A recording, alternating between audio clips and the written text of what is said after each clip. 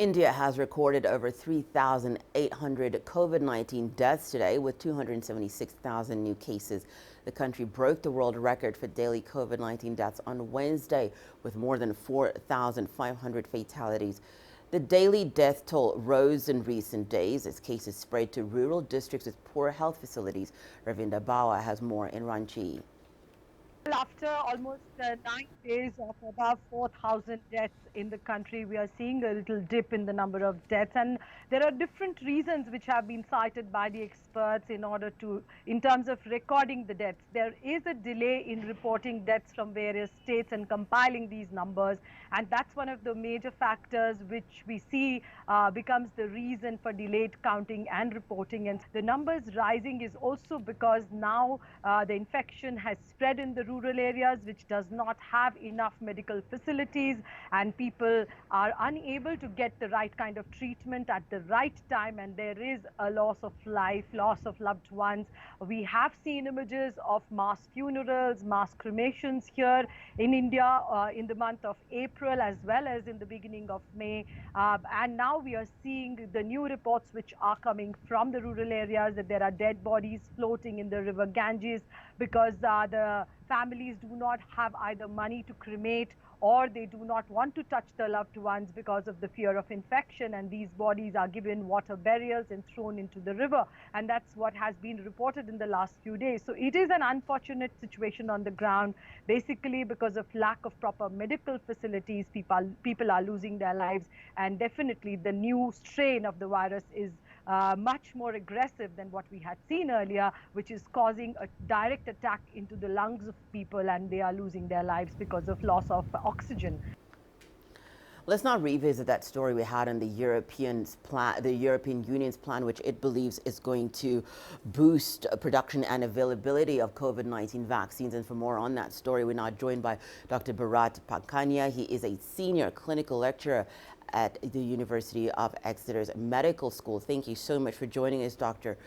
Doctor, the European Union says its plan will be more efficient than an overall patent waiver on available vaccines. What are your thoughts on this? Well, I think the European Union is, again, stalling is the best answer I can give. Because if they were suddenly going to increase production and release of export orders and enable the vaccines to be exported to Africa, why have they not done it thus far? They're only doing it after President Biden from the United States said we're going to waive the patents. So unfortunately, we see that the pharmaceutical companies that are stationed in the European Union, United Kingdom, have dragged their feet about immunizing the rest of the world. And that's a very unfortunate item to acknowledge. And Doctor, this EU proposal comes at a time when the Africa CDC has been asking African countries to stop over-reliance on the COVAX facility and to look for homegrown solutions right here on the continent. What else can the African continent do to improve the supply of COVID-19 vaccines here?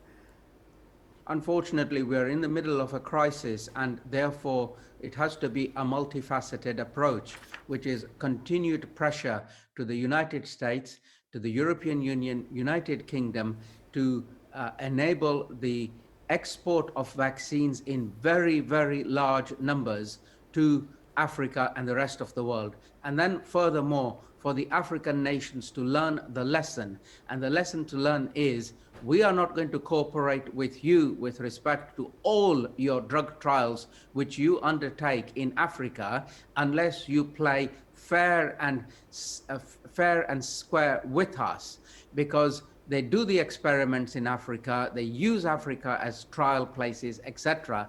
But when it comes to delivering cheap, reliable, usable vaccines in large numbers, they drag their feet. Such pertinent thoughts you have there. Thank you so much for your input, Dr. Pankhania. He is a senior clinical lecturer at the University of Exeter's Medical School.